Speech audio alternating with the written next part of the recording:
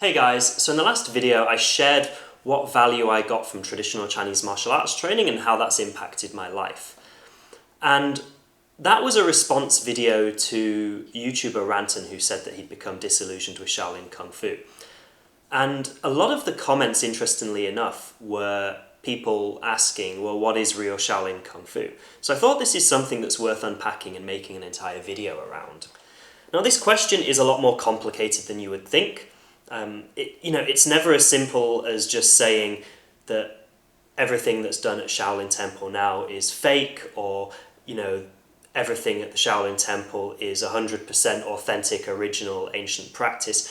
Of course, the truth is always a grey area. Things are never quite so simple. There's thousands and thousands of different factors to consider, as well as the question of well, what does authentic and what does orthodox really mean? So I thought I'd share a few key points here that might provide some insight towards answering this question. So the first point I think we should cover is the reopening of the Shaolin Temple in the 1980s and what that means. So essentially the Shaolin Temple was founded in the Northern Wei dynasty, so around the sort of 5th century AD. It didn't really become associated with martial arts until much later in history.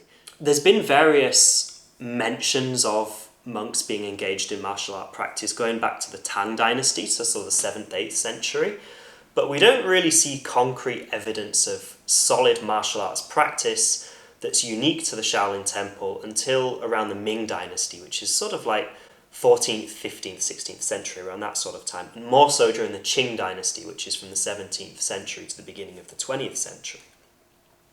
It's also worth noting that the Shaolin Temple has been burnt down and ransacked multiple times in history.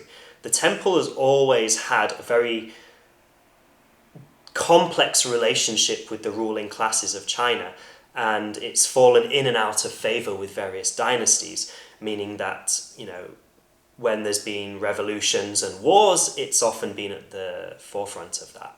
Now, the last burning of the Shaolin Temple took place in the 1920s during what's called the Warlord period in China, which is when the Kuomintang Republic government was ruling China. However, they had quite a weak grip on power, and many different regions of China were controlled by local warlords. And so during one of these conflicts, a local warlord in the Henan area actually raided and burnt down the Shaolin Temple.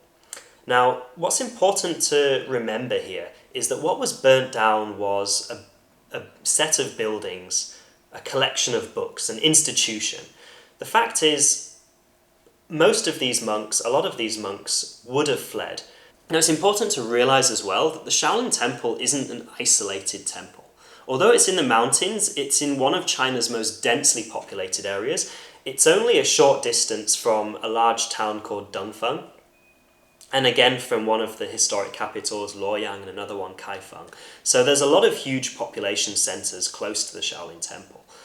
And so throughout history, there has been an interaction between the people living in these areas and the temple, with both martial arts and Buddhist practice. And so a lot of the practices were already preserved well in the surrounding population. And at the same time, when the temple was burnt down, a lot of the monks just returned home to their villages. And so with that in mind, not so much of the knowledge would have been lost. Yes, some things would be, but a lot of it still remained.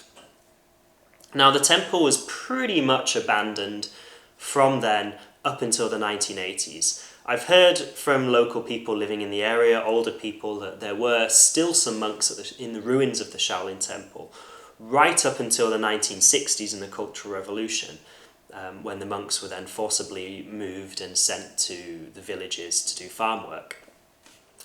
Now, in the 1980s, after the release of the movie Shaolin Temple starring Jet Li, the Chinese government decided to renovate the Shaolin Temple and market it as a tourist destination. Following that, hundreds of martial arts schools opened up surrounding the mountain and in the town of Dongfeng.